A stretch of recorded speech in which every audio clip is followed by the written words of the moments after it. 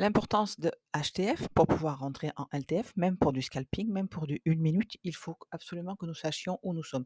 Voici le Nasdaq pour changer un peu, le raisonnement est pareil, ça fonctionne sur tous les actifs. Nous sommes ici en weekly, on peut voir qu'on n'a pas atteint les plus hauts historiques, on sait que le DAX l'a fait la semaine dernière, on peut donc s'imaginer que les US vont suivre. Nous avons pris cette liquidité ici et dernier objectif, plus haut. Quand on passe en daily, on peut remarquer que cette impulsion haussière est en premium de cette trend. Pourquoi? Parce que nous avons cassé ici. Donc nous avons cassé ce niveau ici, nous sommes passés en daily. Et nous avons laissé ici cette imbalance de ce lot. C'est carrément un gap avec le point médian. Ce que nous allons surveiller la semaine prochaine, donc l'ouverture de demain, de lundi 11 décembre, c'est si nous ouvrons en dessus ou au-dessous du prix de clôture et comment nous retraçons dans ce volume imbalance ici, dans ce gap. Pour gérer ça, c'est-à-dire que si on clôture sous le point médian, on peut penser qu'on va aller chercher en dessous. En dessous quoi? Nous avons ce lot ici. C'est comme ça qu'on gère step by step nos niveaux. Je vous rappelle que c'est du daily et entre ce haut ici à atteindre et ce lot ici, nous avons largement de quoi gagner une très belle journée. Mais ce que je voulais vous montrer en petite unité de temps, c'est exactement pareil qu'en daily. Donc cette mèche ici, nous l'avons cassée, donc nous sommes passés encore haussier à ce niveau-là. Moi, j'ai les yeux sur les 16 775. Pour ça, j'attends un retracement pour rentrer long. Bien évidemment, les retracements sont aussi tradables. Ce sera pour moi du counter pour aller chercher un point d'appui pour monter chercher mon niveau en haut. Regardez ici, nous avons cassé ce niveau, créé ces 3 bougies qui ont laissé quoi? Une imbalance. On va noter cette imbalance. Nous sommes en 1 heure. Si on passe maintenant en 5 minutes, voilà, nous avons notre imbalance 1 heure ici. Ce qu'on peut voir, c'est que nous ne l'avons pas atteinte. Nous avons ici un petit order block. Nous avons laissé cette imbalance. Réaction dans l'imbalance. Ce que je vois voir moi maintenant, c'est si ce petit order block casse.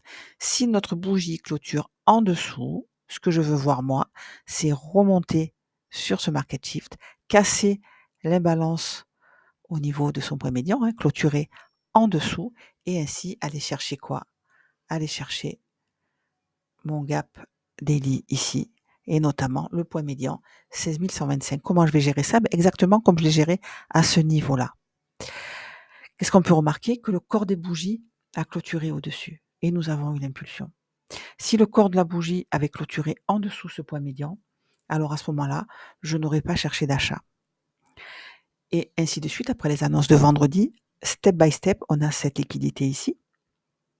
On avait notre niveau toujours au-dessus. Mon biais était haussier. L'annonce n'a pas réussi à avoir une bougie qui clôture sur le point médian et j'ai suivi comme ça le prix. C'est-à-dire qu'ici, nous avions cette bougie-là avec cette mèche et quand la bougie d'impulsion ici clôture non seulement au-dessus du point médian de la mèche mais carrément au-dessus, pour moi, je ne crains pas ce retracement. Je regarde juste jusqu'où on peut s'appuyer. Qu'est-ce qu'on remarque? Ici, on va chercher les imbalances. Imbalance ici,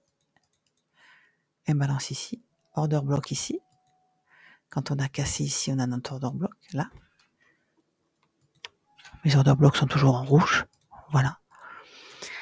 Qu'est-ce que ça me dit que nous ayons eu cette impulsion sans avoir atteint cet order block? C'est que le prix n'a pas envie de chuter. On peut accepter, bien sûr. Ici, on est redescendu dans l'order block et nous avons cassé ici ce breaker. Nous avons cassé ce breaker. En face de ce breaker, nous avons quoi?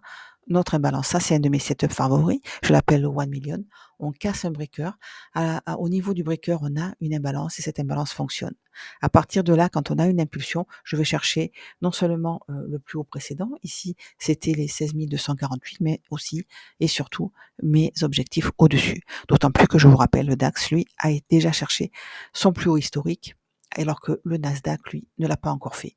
Donc nous sommes en 5 minutes et c'est là que les killzones rentrent en jeu. Donc nous avons ici l'Asian en rose, London et New York en vert. Évidemment, pour les US, je préfère largement trader New York. C'est là qu'il se passe le plus de choses. Je vous rappelle qu'ici, c'était l'annonce, une des plus grosses annonces du mois. Donc j'ai attendu vraiment que cette annonce passe pour trouver un setup. J'ai trouvé après, évidemment, une fois qu'on a marqué cet order block ici, quand nous avons eu cette impulsion avec la mèche ici qui vient choche, pour moi c'était un long, j'ai cherché un long à ce moment-là. Pour en revenir à ce que je disais, comment je gère mes trades, quand j'ai cette impulsion ici, je n'ai pas peur du retracement. Je viens chercher mon 1 million, je vous rappelle, low, high, low, low, on a ici un breaker, hein, et quand on le casse, si au niveau du breaker, j'ai une imbalance et qu'elle fonctionne, pour moi, c'est vraiment du safe. Ça, là-dedans, c'est une entrée très safe. Et regardez d'ailleurs, quand on y revient, ici, pendant le déjeuner de New York, on respecte, encore une fois, on respecte notre imbalance ici, on respecte notre breaker ici. Le fait que nous n'ayons pas redescendu dans dans cet order block ici, n'est pas grave. Au contraire, ça veut nous dire qu'il respecte bien les niveaux, il n'a pas besoin d'aller plus bas et que le cours est pressé presque de monter. Donc, on accepte évidemment de venir dans les order blocks, mais ce n'est pas une nécessité. Et si on veut aller plus haut, moi je préfère largement qu'on ne les atteigne pas et qu'on réagisse dans les imbalances. Ça aussi c'est important. Ici, nous avions créé aussi une imbalance et un order block. Ce que je voulais vous montrer, c'est ceci. Quand on a cet order block ici et qu'on le casse à la hausse, d'accord? On vient créer quoi? Cet order block ici. Pour la suite, on veut que ça fonctionne. Le cours ne doit pas avoir besoin de redescendre aux order blocks précédents. Retracement, impulsion qui laisse une imbalance, nous avons notre order block. Si nous restons haussier, le cours n'a pas besoin d'aller chercher plus bas. Il ne faut pas avoir peur. Et encore une fois, on se rappelle qu'ici, on a notre niveau, on a notre impulsion. Ça, c'est quoi? C'est juste le range du déjeuner US. En résumé, comment j'aborde ma journée? J'attends une prise, je me fais mon biais, donc là mon biais était haussier, j'attends une prise de liquidité pendant les keep zones. Quelles sont les prises de liquidité? Les hauts et bas de la veille, j'ai mis ce format pour que vous voyez ici mon gap daily et surtout son point médian, ce sont des liquidités, les hauts et bas de session. Il me faut absolument courir chercher une liquidité et une impulsion pour me faire mon idée de confirmation de biais haussier. Ici, je n'ai pas pris, c'était les annonces. Il a été confirmé ici, avec cette impulsion. Les niveaux, New York Open, donc minuit New York, 8h30 New York, sont aussi des niveaux qui attirent le prix en cours de journée. Regardez, quand nous sommes montés ici, nous sommes redescendus sur New York Open 2 fois. Nous avons tenté d'aller chercher 8h30, mais notre 1 million, là, le setup a fonctionné. Voilà le résumé. Attention à votre money management, c'est soit on se dit voilà, j'ai un gain dans la journée, soit si on aime bien trader, moi je suis une scalpeuse, donc forcément il m'arrive de prendre 5-6 trades dans la journée. Mais à ce compte-là, c'est souvent quand ce n'est que des TP1, quand on est en range, que j'arrive pas à avoir plus que le TP1. Donc mon TP1 pris, le cours redescend pour prendre mon BE.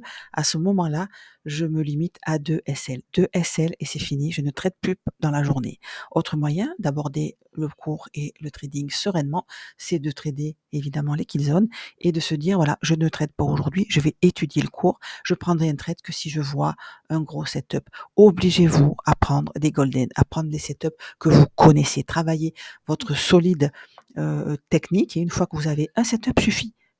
Bon, oui, évidemment j'en ai plusieurs, mais un setup suffit. Une fois que vous le maîtrisez, money management, ne risquez pas plus d'1% ou de 0,5 ou de 0,25 selon votre capital, selon ce que vous pouvez nerveusement supporter en termes de drawdown et de montant financier. Et une fois que vous savez gérer ça, gérer votre RR, c'est-à-dire Personnellement, j'ai un maximum de 22 points de stop, c'est même très rare que j'y arrive. Mon TP1, je le prends à 20 points. C'est-à-dire que si dans mon impulsion ici, quand je rentre, je n'ai pas 20 points jusqu'à à ma liquidité suivante, je ne prends pas le trade.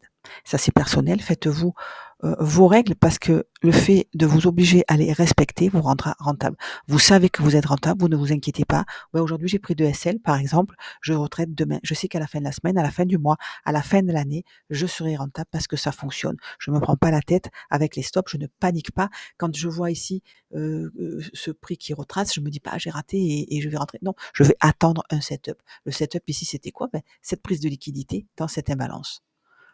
En plus d'une tétance, j'ai eu un setup, j'ai attendu encore une fois une impulsion haussière pour rentrer. Chacun a son setup, a sa manière d'entrer, mais vous savez que ça marche, ne vous stressez pas. Et le fait de prendre des partiels, le fait de vous payer pour votre temps, fait que vous aborderez les drawdowns une fois que vous avez pris votre partiel ici, quand admettons que vous soyez rentré ici sur l'impulsion. Personnellement, j'aime rentrer tôt, admettons. Une fois que vous avez pris vos partiels, vous êtes tranquille, vous mettez ABE ou pas, hein, puisque votre partiel peut largement couvrir votre stop loss. Vous ne paniquez pas, vous restez objectif. Qu'a fait le cours? Ici, il clôture sous la mèche. Il peut donc aller plus bas. Je ne m'inquiète pas parce que plus bas, j'ai quoi? J'ai ici mon golden setup. J'ai ici mon 1 million. Donc, je regarde ce qui se passe. Est-ce que ça le respecte? Oui, ça me conforte. J'ai encore des volumes sur la table. Je ne suis pas inquiète. Je vais chercher mes niveaux au-dessus. Donc, c'est comme ça que je vous souhaite d'aborder le trading sans stress, tranquillement. On trade les kill zones et on sait que ça fonctionne. Je suis disponible sur le Discord pour répondre et pour partager avec vous tous les jours et je vous souhaite bon trading. N'hésitez pas à vous abonner au Discord pour partager.